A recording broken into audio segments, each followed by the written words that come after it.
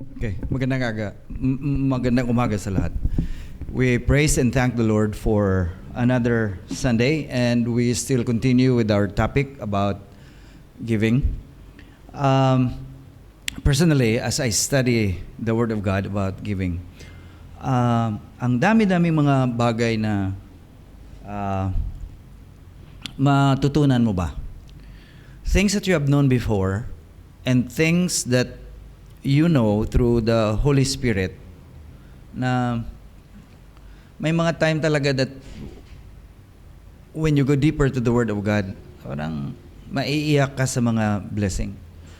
I like the topic about giving because as I read things about giving, merong isang tao na sabi niya, ang bossing namin ito, he's not a religious person. Pero itong taong ito mahilig magbigay sa mga charity, sa mga mga orphanage or what.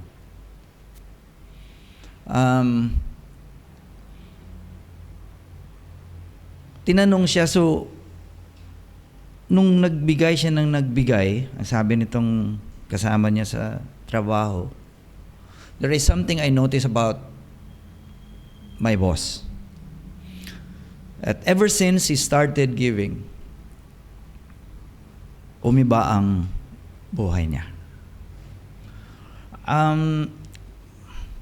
Totoo naman, may mga bagay ba na in our way or sa pagbigay natin as we follow and obey the Word of God, malalim ang malalim ang pag-touch ng truth of the Word of God sa atin.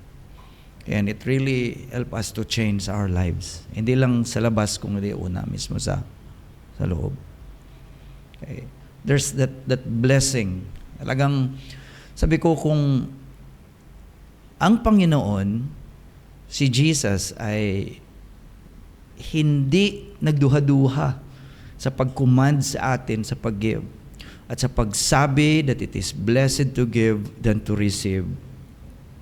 Kung hindi natin ito tingnan na mabuti, then siguro may mga magandang blessing that we will miss in this lifetime. So, nakita ko na, talagang sabi ko, Lord, grabe, no?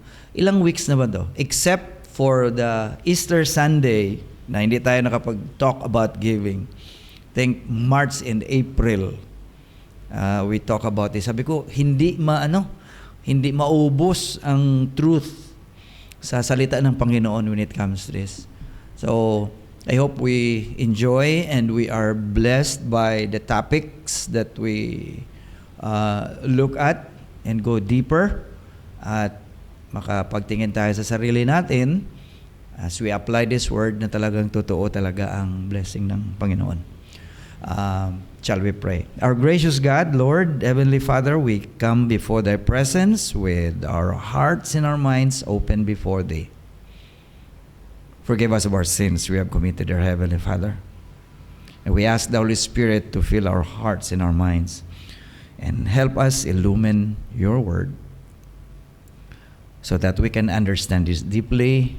Take a look at the people in Your Word as You have used them to be an example for us to follow and imitate their lives so that we too not only can honor and worship You, but of course, we can obtain the things which You have prepared for us as we obey Your Word. Bless us, Lord, and even those who are still along the way. In Jesus' name we pray. Amen. Today's topic is about giving that captures the heart of God.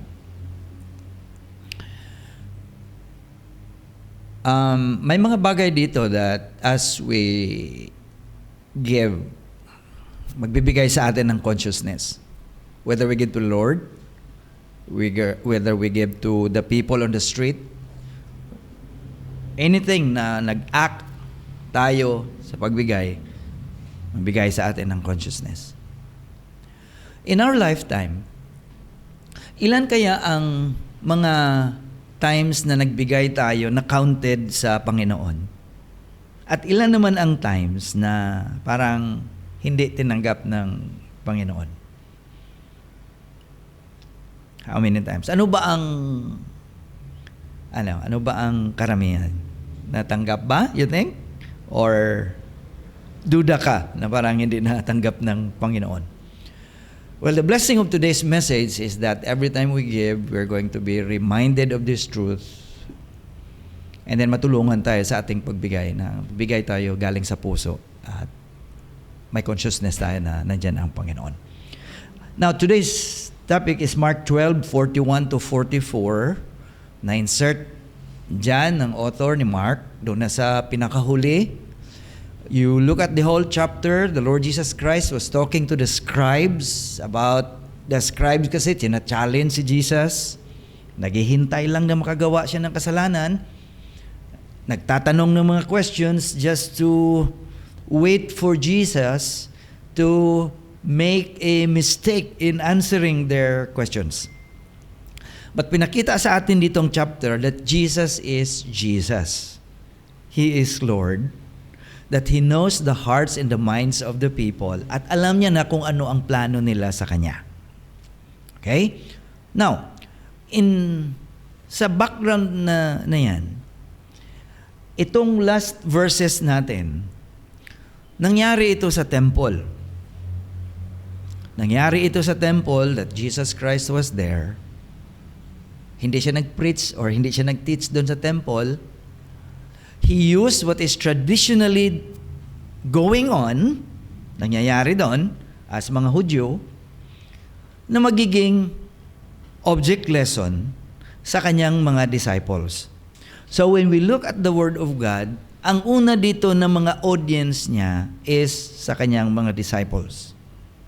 That's why when we look at this passage, hindi natin iset aside that Jesus Christ was teaching to His disciples. To His disciples then, and to His disciples now. So dalawang bagay ito. Okay? Nagturo siya doon before at nagtuturo siya ngayon sa atin.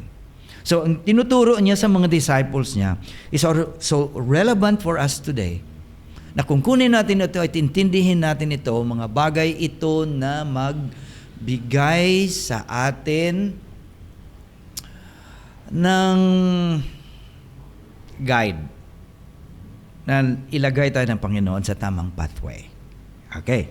Now, when we look at Mark 12:41 up to 44, ang nangyari dyan ay ang mga tao pumunta sa temple at nagbibigay ng offering nila sa Panginoon. Sa pagbasa-basa ko, sa loob pala ng temple, merong 13 na malaking, anong tawag mo dyan? When I think about it, itong mga, anong tawag nito nila? Ng mga pots, parang nilalagyan nila ng offering na may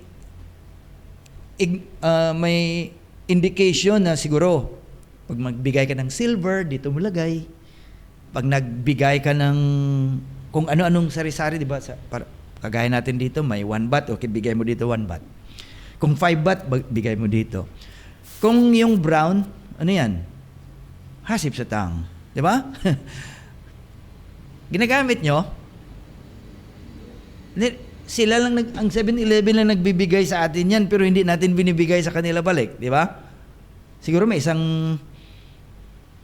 half kilo na kayo siguro niya. Di ba? So may mga indicator na ito. So, this is the background na nangyari sa Mark 12:44 up to 41 up to 44.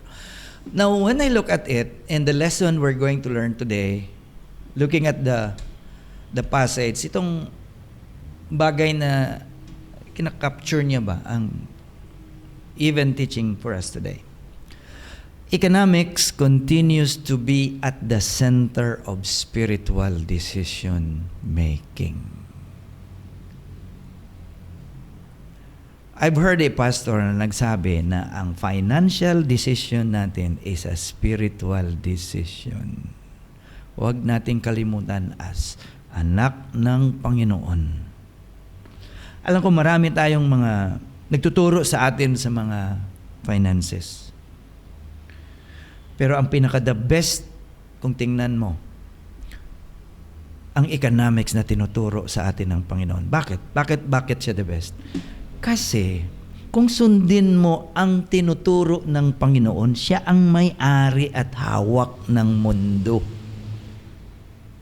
Even ano pa kagaling, kung hindi bubuksan ng Panginoon ang kamay niya, wala talagang mangyari. So, let's try to take a look at this openly sa puso natin. Itong mga bagay na tinuturo sa atin today. Here's another lesson. What you do with your... Okay, let's read it all together. Ready? Begin.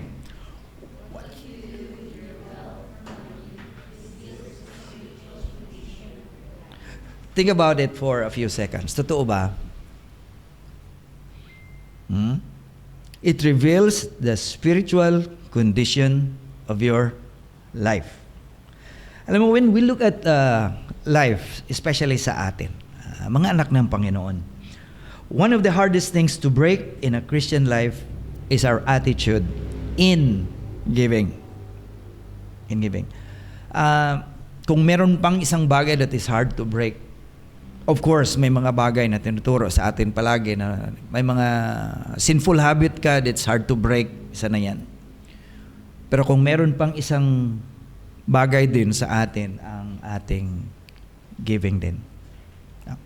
So, I hope and pray na sa ilang weeks na tinitingnan natin, matingnan natin ito through the help of the Holy Spirit. So we're going to read our passage today. Mark 12:41 up to 44. I read. As Jesus was sitting opposite the treasury, he watched the crowd putting money into it, and many rich people put in large amounts. Then one poor widow came and put in 2 small copper coins, which amounted to a small fraction of a denarius. Jesus called his disciples to him and said, parang kulang na lang sabihin ni Jesus, tingnan nyo. Truly, I tell you, this poor widow has put more than all the others into the treasury. For they all contributed out of their surplus. But she, out of her poverty, has put in all she had to live on. Now, here in these 4 verses, si Jesus Christ gumawa ng conclusion. Ano ang conclusion ni Jesus? Ang conclusion ni Jesus, between the rich people and the poor widow, kung sino ang capture sa attention ng Panginoon. Well, ito nga ang sabi natin ba na every time we give, it captures the attention of God. Okay? It captures that. Merong palagi isa dyan na nakatingin at nakakita. And that is God. Okay? Any acts of good deeds, any acts of service, any acts of giving, hindi yan maka-escape sa mata ng Panginoon. Okay, let's start. If you're going to look at these verses, what did Jesus see about the people in the temple treasury? Yung nasabi natin kanina, they were in the temple at this time. The first thing is, many people gave in the temple treasury. Ang dami-daming tao during the time. Alam nyo kung bakit sila nagbibigay? Ito ay command Old Testament ito na command sa mga Hudyo. So kung Hudyo ka, susundin mo. Okay? So nagbibigay sila ng pera doon. Doon si Jesus nakaupo. Tumitingin sa lahat ng mga tao na nagbibigay. Okay? Next. Ang isa sa mga nakita ni Jesus, according to the verse, many rich people gave large amount of money. Sabi ko, kung ang money nila before ay coins, siguro may ingay din, di ba? Kling, kling, kling, kling, kling, kling, kling, kling. Hindi, kung pouch, baka iba dun, ganun, okay. And then, nakita din ng Panginoon that there was one poor widow na siguro pagbigay niya ng coin niya, brass coin, ay hindi naman nakapag-create ng sound. Wala lang. Jesus watched the crowd in giving in the temple treasury. Inobserve ni Jesus ang mga tao, both rich and poor. Pagkatapos, ang ginawa ni Jesus, tinawag niyang mga disciples niya. Sabi, alikayo. Okay? And through the people, hindi alam ng mga tao. They were just normally giving, but Jesus was there observing. He called his disciples and gave them a lesson by comparing the rich and comparing that poor widow. Una-una, nakita ni Jesus ang rich people. Ino-observe ni Jesus yung mga muka nila. He was observing their faces. Kung meron ba silang pain na nagbibigay? Pain, bakit pain? Kasi magbibigay na lang ito talaga kasi nakita naman nila na, di ba, ang mga rich people nung una are known by their clothing. So if they are known by their clothing, the way they approach the temple, many people are expecting them to give more. So iba sa kanila, ino-observe, ano ba to? Magbibigay na lang tayo ng malaki kasi kita nila at kilala naman nila tayo sa community. Sige na lang, magbigay na lang. Yun ang isang bagay that the Lord Jesus Christ was observing. If their faces show pain because they have to keep up with the reputation to give more because they were rich. Diba? Now, time came that Jesus saw this poor widow. Nung nakita ni Jesus itong poor widow, tinitingnan niya kung ang poor widow ba ay nahiya magbigay ng kanyang pinakamaliit na value. Kung yung poor widow ba ay tumitingin muna, kung wala nakatingin, tapos laglag niya lang at okay na. Or baka ang mga rich man dun, pag nagpunta dun sa jar, medyo stay pa, medyo pa dugay-dugay pa ng konti. Or baka nagmamadali. Okay? Now, Jesus was observing them. Now, through this observation,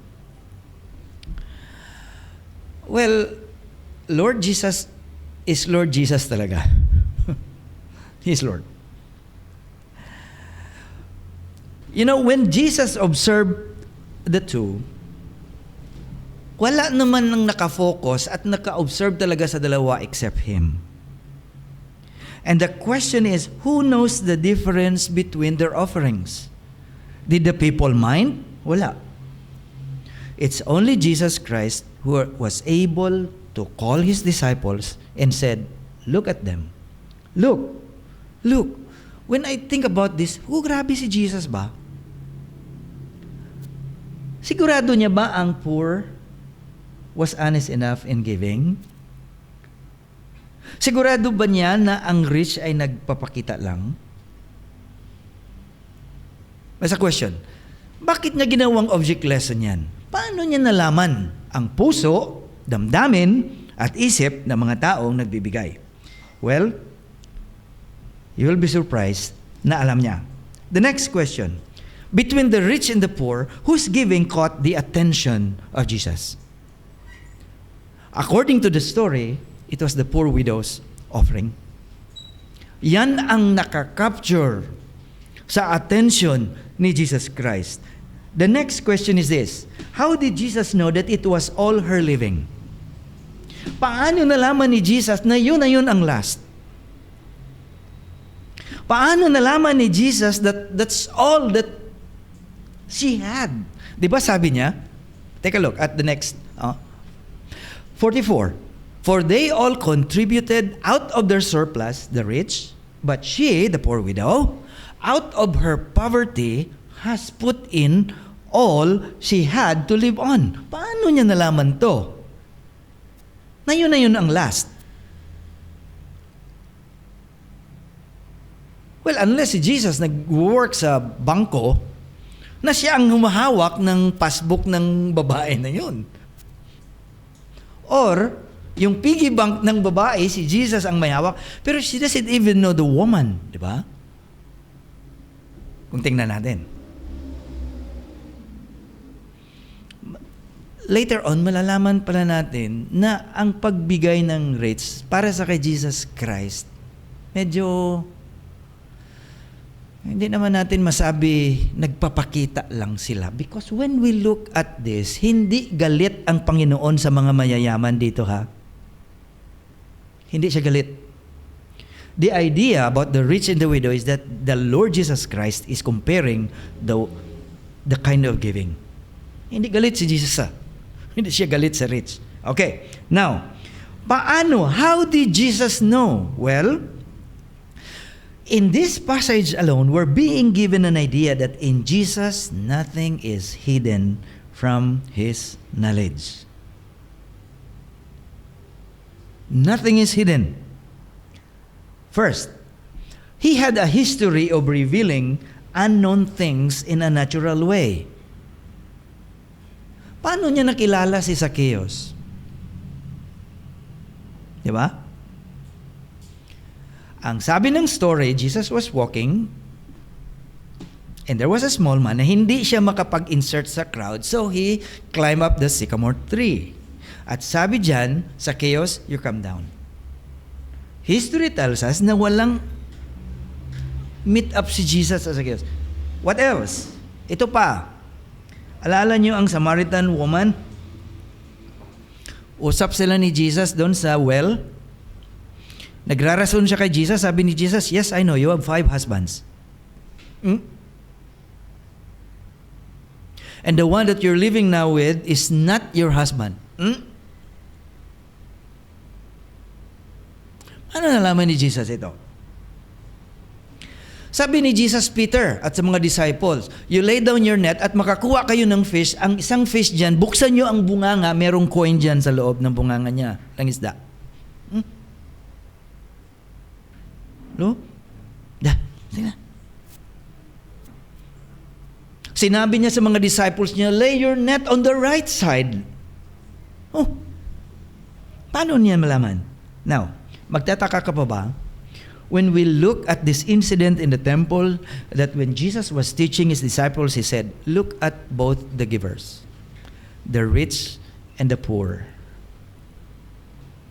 Normally, what will capture our attention is of course, the giving of the rich. Normally. But iba ang tingin ni Jesus. Ibig sabihin ito. Jesus sees our hearts when we give.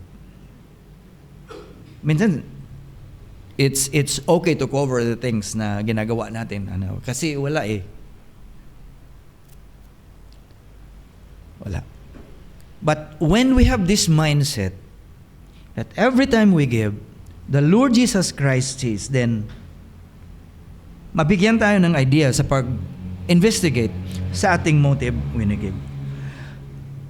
This truth tells us that Jesus Christ knows if we're giving from the heart or we're giving just for showing to other people. Isa pa, alam ni Jesus if our giving is fake or genuine. So, sabi ko, next time pala magbigay tayo, whatever we have that consciousness na ang Panginoon tumitingin sa ating motive at sa loob. Hindi yan makita ng iba. Hindi yan makita ng iba. Ang Panginoon lang. Okay? Now, since Jesus Christ called His disciples to compare the giving of the rich and the poor, the next question, what was the difference between the rich and the widow's offering? Ano ang difference? Of course, una-una makita natin is the amount. The rich gave silver coins, while this poor widow gave brass coins, copper coins. So ang value, makikita mo na. So yan pa lang, when we look at the story, alam na natin ang difference. But how about when we look at it, how Jesus saw it? Okay?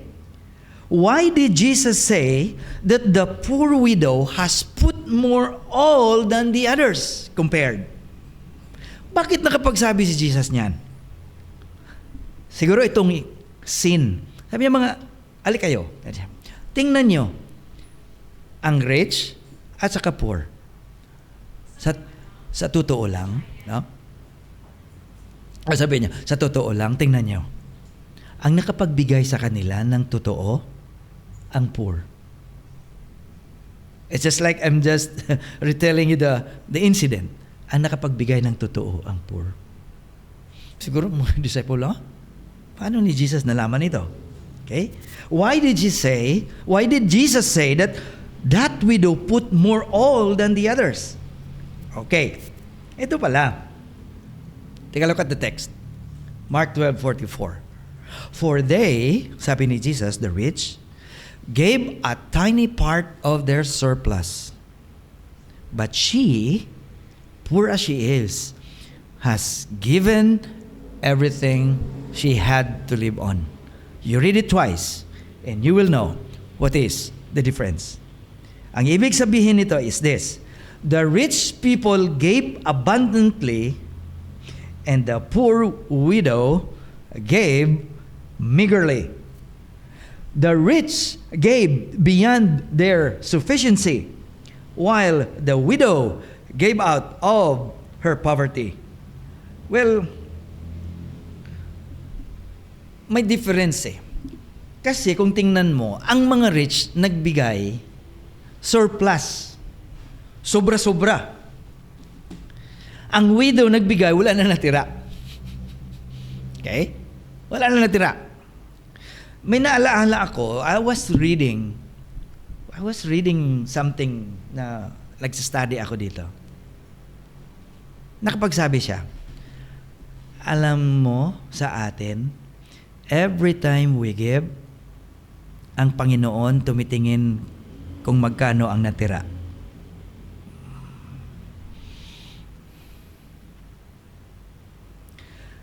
Why did the giving of the rich capture the attention of God? Why did it capture the attention of Jesus Christ? Kasi when they gave, the Lord Jesus Christ was not only looking at how much they were giving, Jesus Christ saw what was left. Sabi ko, Lord, talaga, sabi ko, oops, totoo baka mag-isip tayo na ang nakita lang ng Panginoon yung binibigay natin sa offering plate. Baka hindi tayo nag-iisip na alam ng Panginoon how much is left.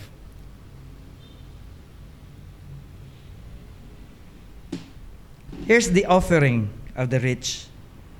It is far greater compared to the poor. It was just a small portion of their estates. Sa mata ng ibang tao, malaki yan.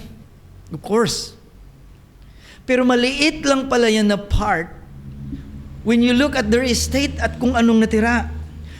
Meaning, they could have given more. They could have given more. So sa mata ng ibang tao, siguro even other disciples were looking at them, sabi ng ibang disciple, abo, grabe ba? But when Jesus looked at it, they could have given more. They could have given more because alam ng Panginoon. They gave from their surplus. Tingnan nyo ang surplus. Meaning, ano yan? They gave from their excesses. Sobra. Sobra lang yan ang binigay nila. In other words, they still have more than enough left. Okay, let's go to the widow. The offering of the widow was small. Maliit lang siya, Pero tingnan nyo. It was all that she had for that day. Or perhaps, it was the whole sum of her possession. Grabe, no? Dito natin makita kung ano ang offering that captures not only the attention of God, but captures the heart of God. While the rich gave from their excesses, surplus, ang binigay ng widow, that's the only money left. Maybe for that day, or yun lang talaga ang natira sa kanya na possession. She gave it all to the Lord. Kung malalaman pala natin ito, sino ba sa atin ang hindi ma-touch? While others gave from their surplus, she gave out yung bagay na amount na nire-rely that she depended on for that day. The question, what can we learn from this part of the passage? Ano bang matutunan natin? Here's the thing. Jesus looks at us when we give, and Jesus notices how we give. Jesus is looking at the how we give than in the how much we give. What captured the heart of God in this widow? Na-capture ba ang heart ni Jesus by the amount she gave? No. Jesus' heart was captured when she saw how she gave. When Jesus was observing the people giving, you know what? Si Jesus hindi nag-o-observe ng technique kung paano ang ibang tao magbigay. He was not observing about techniques. Okay? He looked at the motives. Yan ang tinitingnan ng Panginoon. Hindi siya nag-o-observe kung ano-anong style. O siguro, ano bang style ng isang ng pagbigay? Yung style ng isa doon, medyo pataasan ang pagbigay para lalakas ang sound. O meron namang iba doon na ilalagay talaga sa loob na medyo silent. Or, he was not looking at techniques.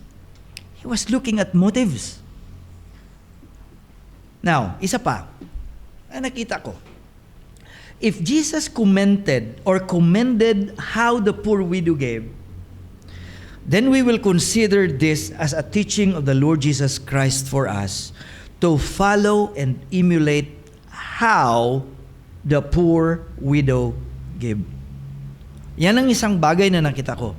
Kung kinokomment ng Panginoon ang giving ng poor lady, then He's also teaching us today to emulate and to follow how this poor widow gave. While observing how the people gave, Jesus wasn't, sabi natin kanina, studying techniques. He looks at the motive of the heart. Meaning, ito po, as we give, there is someone who is watching our motive. Isang bagay na tinuturo sa atin dito this is a story, right? A narrative, a teaching time to His disciples, for His disciples. But at the same time, it teaches us today that every time we give, there is someone who is watching our motive. Kung magbigay ka ng candy sa mga bata, nagbibigay ka ba para lang makita? So nagbibigay ka sa mga tao dyan sa Sapanloy na nangangailangan ng pera? Ano? Hinihintay mo rin na marami kang makasalubong at magbigay or makita ng Panginoon yan? Okay? As you contribute to charity, especially as you give your offering to the Lord, He's watching our motive. Whether we give to someone on the street, whether in the offering plate, or even the person in the pulpit, God is observing. Now, the next question is this. Why did Jesus point out the poor widow's giving to His disciples? Bakit na-point out ni Jesus Christ itong giving ng widow sa kanyang mga disciples? The main point is this. Jesus was teaching His disciples the poor widow's modeling of discipleship. Tinuturuan pala ng of course, this is a thing. Sino ang audience, number one audience ng Panginoon? Di ba mga disciples? This is the time for the Lord Jesus Christ to teach His disciples about what is true discipleship. Alam niyo kung bakit? This is the time that the Lord Jesus Christ was teaching His disciples how they should exercise sacrificial giving. Kung paano sila mag-sacrifice na pagbigay. Now, what is sacrifice giving? The widow's giving is a good example. Because in sacrificial giving, according to the verse, ang sabi, everything she had, binigay niya. Everything she had. In this word, everything she had, this is a fulfillment of the call to discipleship by the Lord Jesus Christ to follow Him by losing one's life. Alam nyo, ito ang poor widow pala. May isang lesson na tinuturo sa atin lahat. Ang tinuturo ng widow not only is shown by her giving of her offering, but she is also teaching to us about answering the call of the Lord Jesus Christ to follow Him as disciples. And what is that? To give all. Look at this verse. Mark 8:35. If you try to hang on to your life, you will lose it. But if you give up your life for my sake and for the gospel, the sake of the good news, you will save it. Kita mo ang lesson na tinuro ni Jesus Christ sa mga disciples niya? Not only about sacrificial giving, any amount, but also giving up everything, ang buhay niya para sa kay Jesus Christ. Ang virtue ng giving ng widow compared to the rich is this. While the rich gave according to their surplus, the poor widow gave all that she had. Tingnan niyo ang sinabi ni Jonathan Edwards. No gift, whether of money, time, or talent, is too insignificant to give if it is given to God. And what is truly given to God, regardless how small and insignificant, is transformed into a pearl of great price. When we look at something we give to the Lord, ano ba una ang tinitingnan natin? Are we looking at the amount? Or are we looking at our motives? Tama ang sinabi niya. Walang gift, whether money, time, or talent, ay insignificant if it is given to God. Tingnan natin ang ating motive. What else? According to the lesson, it is in her poor giving all she had and entrusting the rest to God that captured the heart of God. May naalaala ako when I was studying this. Si Jesus Christ, His heart was captured because of the faith of that non-Jewish person. Nasa story niyan sa Bible. Na marvel si Jesus sa faith ng isang centurion. He marveled at the faith.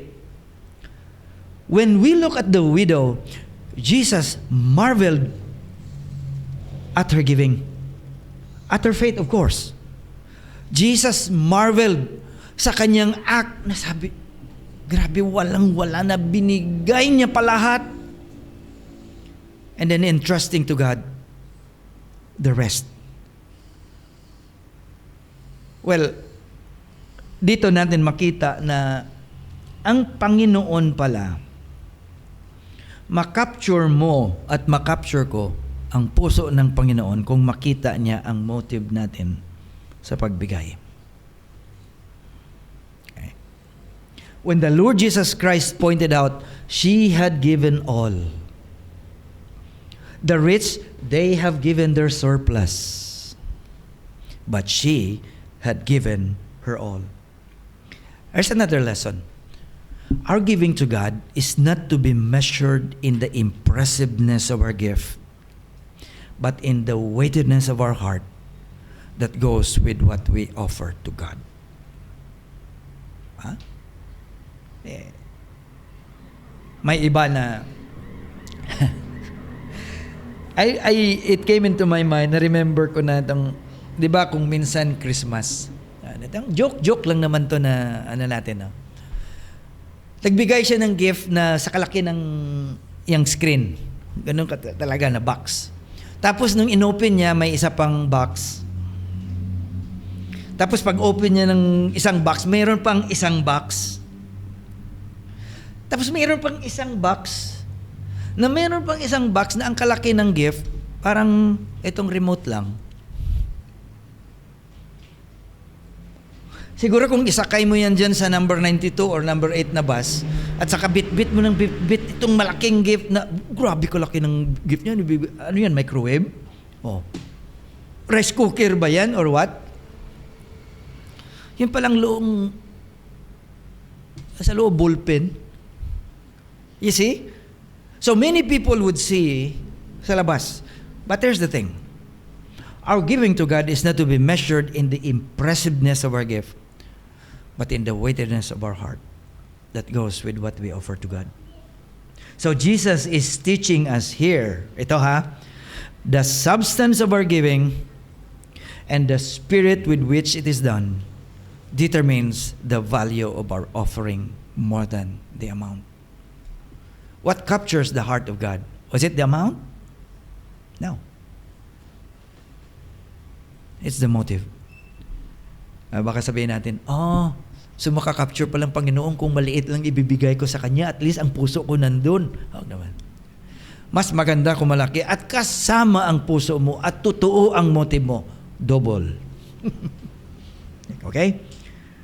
This is the kind of giving that captures the heart of God because it sacrifices personal needs. It is a sacrificial giving which Jesus Himself measures in its moral greatness. Now, here's the important question. Why does this kind of giving capture the heart of God? Bakit ang giving ng poor widow captured the heart of God? Ano ba ang rason? Ano ba ang meron sa pagbigay ng widow na nakakapture sa puso ng Diyos? Okay? Now, first, although Christ mentioned about the poor and the rich in the way they give, Jesus Christ did not demean the giving of the rich. Okay? Take note. Hindi na-demean ni Jesus ang pagbigay ng rich. Jesus did a comparison, okay, of the way people give. Comparison. The way they offer to the Lord. At you know what? When I look at the comparison of the Lord Jesus Christ, ang comparison ni Jesus Christ, makikita mo ngayon in several churches.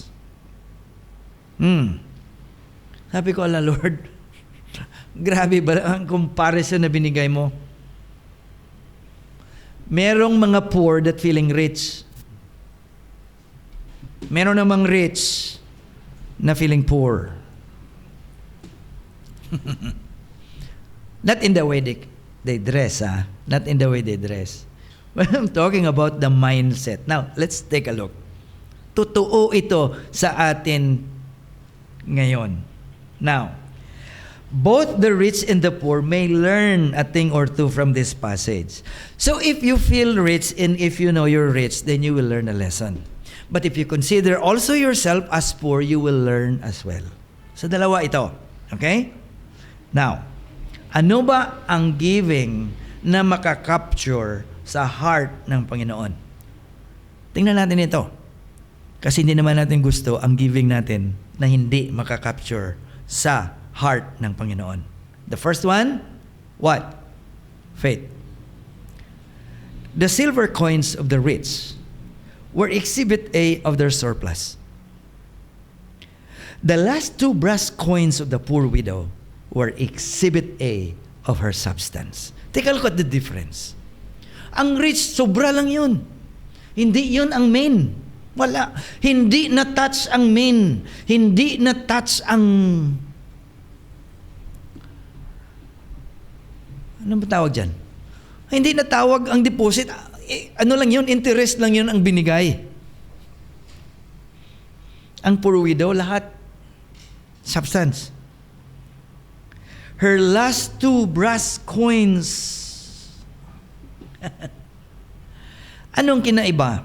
The poor widow, when she gave, trusted that God would take care of her needs, even when she had given away everything she had. Meron ba tayo ng faith? Na Lord, even if ibibigay ko to lahat, I trust na hindi mo ako pababayaan. Meron ba yan? You know, ang giving ng widow is a rebuke to us. It's a rebuke to us. Sometimes we give to the Lord what is excess. We just give to the Lord, ay, ato, meron pala. Okay? One of the things that captured the heart of God was the widow's faith in God. It was seen in the way she gave. Isang bagay pa na nagustuhan na nakakapture ang Panginoon sa ang heart ng Panginoon ni this widow, because this widow is an example of a child of God that exercises faith in God. Kaya wag natin to kalimutan.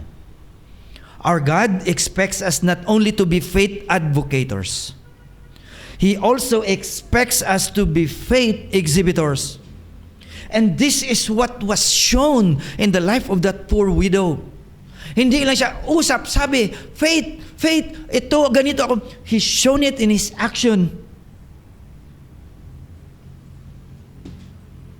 This kind of faith-filled giving demonstrates a profound dependence and trust in God, which pleases God. Yan ang talagang naka-please sa kay Jesus Christ, yung ginawa niya.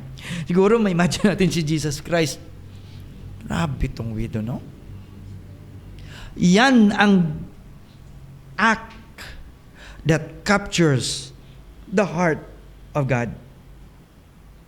Parang ma-imagine natin itong widow before she gave the 2 brass coins na pinakamaliit nga ng value sa lahat na coins during the time.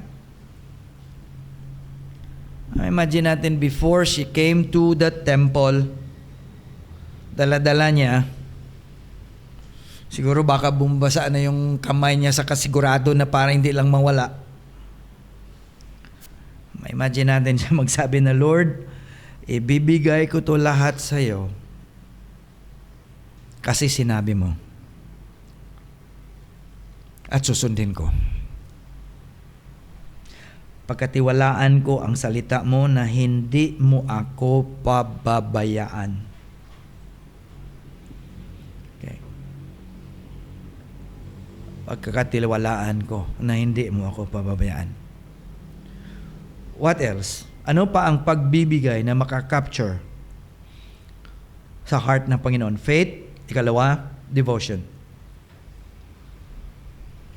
The widow's last 2 brass coins reveal her deep devotion to God. It shows her na ang relationship niya sa Panginoon was her utmost priority. She set aside her personal needs to put more emphasis on her relationship with the Lord. 'Di ba?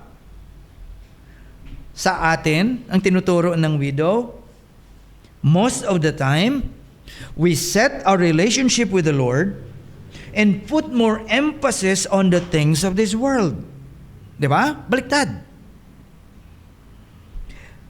Well, kung totoo na we put more emphasis on the things of this world than in the Lord, then, nagre-reveal yan ng totoong kondisyon ng ating puso and our devotion to the Lord. Kaya, tingnan nyo. The real condition of our devotion to the Lord affects our giving to the Lord. Pag tinitipid mo na ang Panginoon, allow me to say this. Nausap kami ni Nilo last time. Sabi ko, Nil, matagal na ito sa church. I've been observing this since I was... You know how many years I've been observing until now? Gusto nyo malaman? Hindi na. Observe nyo na lang. Sabi ko, Neil, in our preaching, talagang kung ano ang sinasabi ng Panginoon, sasabihin na lang natin, wag na natin ipamper yung mga tao sa loob. Kasi kung sinabi ng salita ng Panginoon, diretsuhin natin. Wag na natin paliko na papagandahin pa natin ang salita ng Panginoon, na ganito, ang Panginoon. Ay, hindi. Diretsuhin natin. Ano? Anong diretso? Ito ang truth. Kung tinitipid mo ang Panginoon, titipirin ka rin ng Panginoon. Straight. Tinitipid mo ang Diyos, titipirin ka rin ng Diyos. Sino bang may hawak ng lahat? Sino may hawak ng lahat?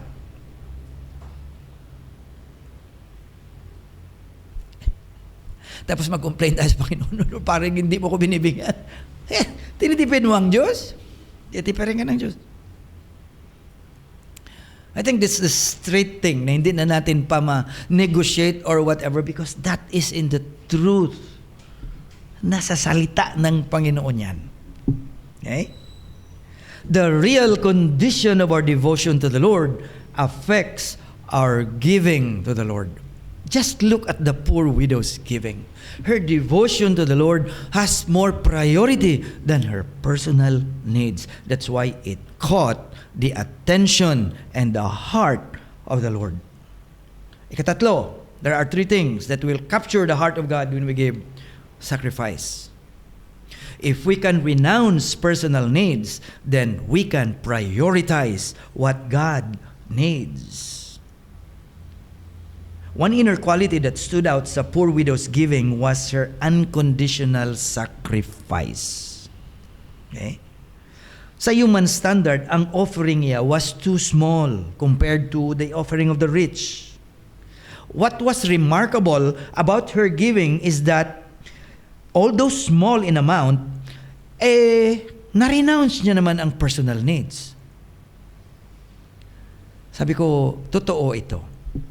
When I observe myself, nga kung minsan kung pupunta ka sa mall, marami kang makikita ng mga maliit na bagay, halos bilihin mo lahat para sa personal needs.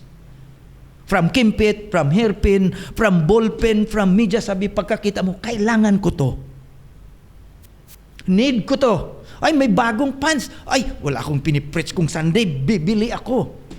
Ang ganda ng polo, i-match ko yan sa blue ko na blazer, bili ako. Ang ganda ng brown shoes, i-match ko yan, bili ako. We don't hesitate to buy for ourselves basta may money lang. But when it comes to giving to the Lord, iniisip talaga natin ito. Ano man? Bibigay ako. Minsan hindi ka pa makatulog. Magkano ibibigay ko bukas? Oh, grabe. Na-feel mo ba ang struggle magbigay sa Panginoon? Na-feel mo ba ang struggle sa pagbili ng sale? Hindi. Ay, sayang to. Wala na to bukas. Size 9. May size 9. Isa na lang. Isa na lang. Bilhin. But because giving to the Lord, ano man? Next Sunday na lang siguro ay, if we can renounce personal needs, kaya mas maganda as disciples of the Lord Jesus Christ, we need to train ourselves in renouncing personal needs. Meron. How many times you drink Coke a day? How many times I drink Singha? Singha ano yan lemon ano yan, nandyan sa 7, hindi Singha na beer. Okay? How many times? May mga bagay ba? Just practical things. Now, talking about God needs, is there something that God needs? Bakit sinabi dito? If we can renounce personal needs, then we can prioritize what God needs. Now, is there something that God needs? Yes. Yes. In this story, pinapakita sa atin ng Panginoon na meron nag-provide sa pangailangan ng Panginoon. What does God needs? He needs faith exhibitors. Sa widow, nakita ni Jesus ang kailangan niya. Meron siyang nakakilala sa kanya na mag-exhibit ng faith sa kanya in front of other people. That's what God needs in this world today. What else? Faith exhibitors? People who stand in the faith. Ayan ang pangailangan ng Panginoon na ipakita. His people who will stand in the faith. Yung nga sabi natin, it captures the heart of God kasi nakita ni Jesus that even wala na siyang natira sa personal needs, she gave it all to God. The widow's offering, though small, was considered greater by the Lord because the depth of her sacrifice and devotion. Di ba narinig natin ang kanta? That little is much when God is in it. When I compare the rich, yun nga sabi natin, when we compare the rich and the poor giving, here's the thing. The rich gave and their giving captured the attention of God. Look at the poor. The poor widow gave and her giving captured the heart of God. That's the difference. That's the difference. And when we look at the comparison of the Lord Jesus Christ, we can see two mindsets na sabi ko na nangyayari sa church natin today. What are the two mindsets? Take a look. Itong rich mindset. Pwede kang maging poor na rich mindset. Na pwede kang rich na maging poor mindset. Ano ang rich mindset? And this is where most of the believers belong. Ano yan? We will only give more if we have more than enough left. How about the poor mindset? Rare believers yan. Rare lang. Anong poor? We will give more even if there's nothing more. So, saan tayo nabilang? Rich mindset? Sabi ko, pwede ka ring maging poor na may rich mindset. Na pwede ka ring rich na may poor mindset. That's the thing. When I look at this, sabi ko, trust. Trust. Trust. Have faith. Have faith. Have faith. Now, in our application, how do we give that it will capture the heart of God? Paano tayo magbigay that it will capture the heart of God? According to Mark 12:41 to 44, kung tingnan natin ang verse. But you know what? Let's capture or consider this verse ba? At dito tayo kukuha ng mga sagot kung paano tayo makapagbigay that it will capture the heart of God. This verse, 2 Corinthians 9:7-8. You must each decide in your heart how much to give. Itong word na decide, hindi lang to na nag-decide ka. This word is planned. Na iplano. Okay, naiplano. Don't give reluctantly or in response to pressure. For example, okay, bigay tayo lahat. Lagay nitong pangalan mo. Okay, naglagay lahat. Uy, ako na lang wala. Lagay din ako doon. Kasi parang like natakot. Hindi. Don't. If you don't want to give, don't. If you are motivated to give, then give. Hindi reluctantly, okay? Don't give reluctantly or in response to pressure. For God loves a cheerful giver. Kung cheerful giver ka, it will capture the attention of God. What will happen if you give cheerfully? God will generously provide all you need. Then you will always have everything you need. At ano pa? And plenty left over. Ano gagawin mo para dyan? Share with others. So, in this verse, we will capture the idea, how do we give that it will capture the heart of God? The first thing na makita natin dito, according to this verse, is give with pure motives. Avoid getting or giving for recognition or praise. Hindi tayo politiko. Bata kita sa Ginoo. Okay? Don't avoid it for recognition or praise. Make sure that your giving is motivated by love for God and a desire to advance His kingdom, not seeking personal acclaim or reward. Itong nakita ko, give with a pure motive and let it go and forget about it para sa Panginoon.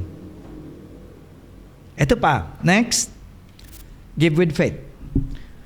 Giving and faith goes hand in hand.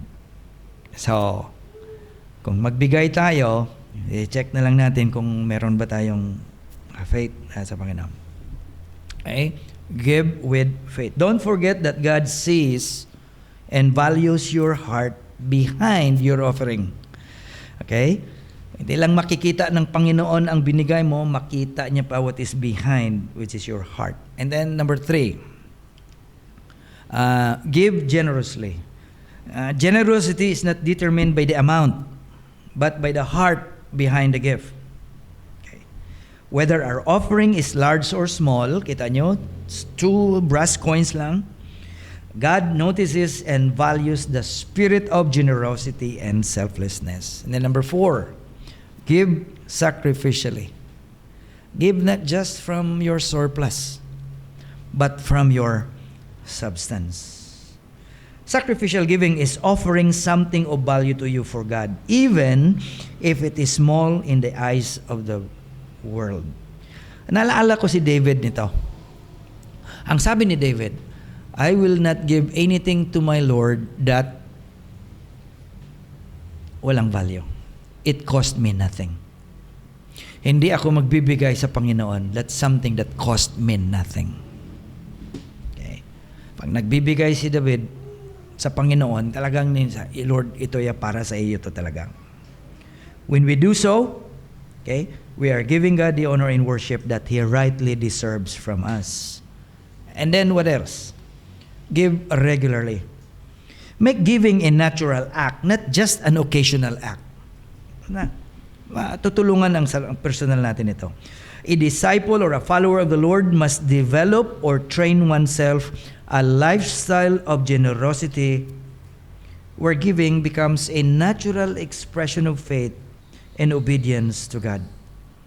So, I know most of us nagsistruggle din, but we must train ourselves to give. Ang mga blessing na babalik sa atin ay hindi lang pera, kung hindi health, mental, emotional, at even matulungan tayo mag-iba ang ating pakipag-connect sa iba at yung ugali natin. Matutulungan talaga. Grabe ang blessing ng giving. And then of course, give cheerfully. No, give cheerfully. Approach giving with joy and gratitude. Recognizing the privilege to worship and honor God through our means. Ang ganda kasi magbigay ba na talagang galing sa puso, na nagbibigay ka, na iniisip mo, salamat Lord for giving me a privilege. Salamat sang pribileyo na makapag-worship ako sa iyo at makapag-honor ako sa iyo through this amount which you have blessed me with. At what else? Huwag mong kalimutan that as we give from the heart, we are participating the expansion of God's kingdom through our giving. Kung ikaw ang Diyos, hindi ka ba masisayahan na makita ang anak mo that when they give, they exercise faith to you and they are willing participant of the expansion of your kingdom on earth? Ano sa palagay niyo? So here's my parting word sa ating lahat. As we think about the blessings we acquire from the passage we look into, let us be challenged